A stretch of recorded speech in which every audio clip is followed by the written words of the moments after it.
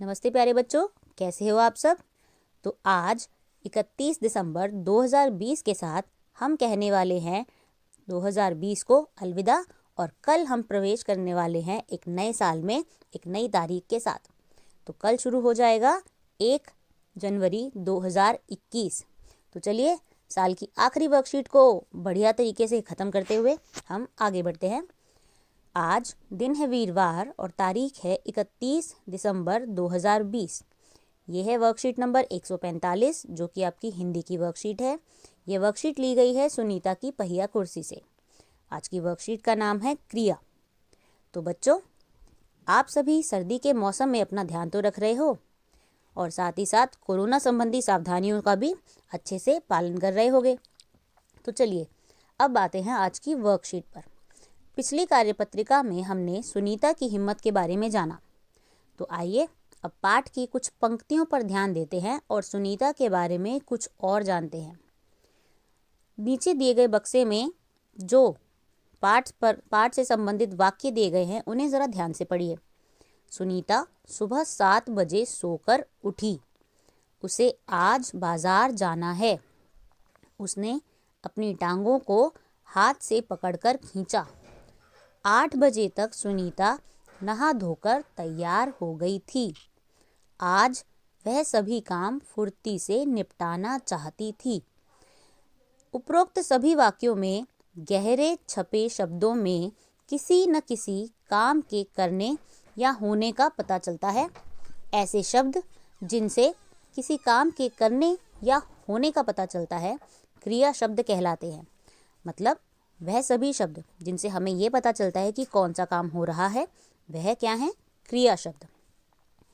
जैसे कि उठी, जाना, पकड़कर खींचा, नहा धोकर तैयार हो गई थी, निपटाना चाहती थी। तो ये सभी हैं क्रिया शब्द। तो चलिए बढ़ते हैं प्रश्न नंबर 1 पर। सुनीता अपना सारा काम खुद करती थी, जैसे कपड़े बदलना, जूते पहनना आदि। नीचे दर्शाए गए चित्रों को देखकर लिखिए कि उनमें कौन कौन से काम यानी कि क्रियाएं हो रही हैं। तो देखिए पहले चित्र में क्या हो रहा है, एक आदमी अखबार पढ़ रहा है। तो काम क्या है, अखबार पढ़ना। दूसरे चित्र में एक औरत है जो कपड़े सिल रही है। तो यहाँ पर काम क्या हो रहा है, या आप आसानी से लिख सकते हैं सिलाई या सिलना।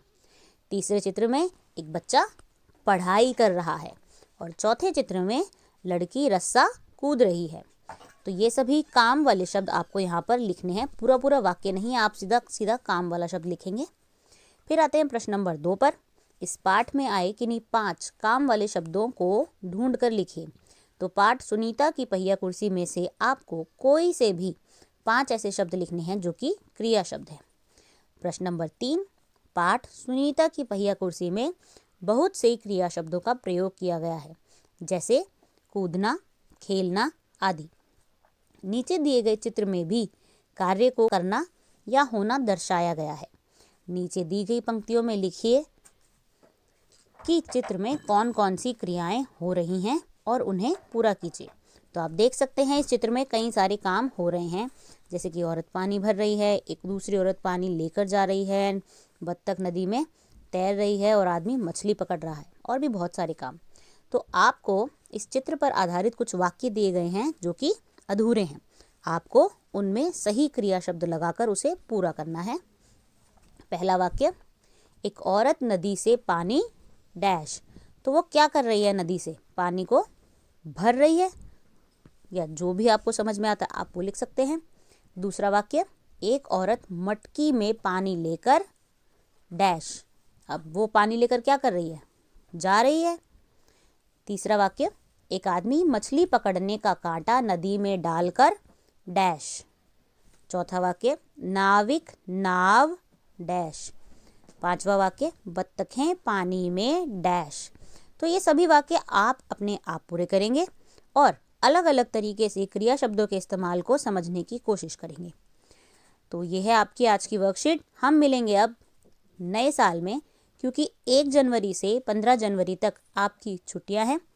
तो छुट्टियों में आप जितनी भी वर्कशीट्स आपने की हैं वो आप दोबारा दोहरा सकते हैं। उसके अलावा आप सभी के पास जो वर्कबुक है उसमें से वर्कशीट से मिलते जुलते कामों को कर सकते हैं। तो कीजिए अपनी वर्कशीट। हम मिलेंगे छुट्टियों के बाद, तब तक के लिए धन्यवाद।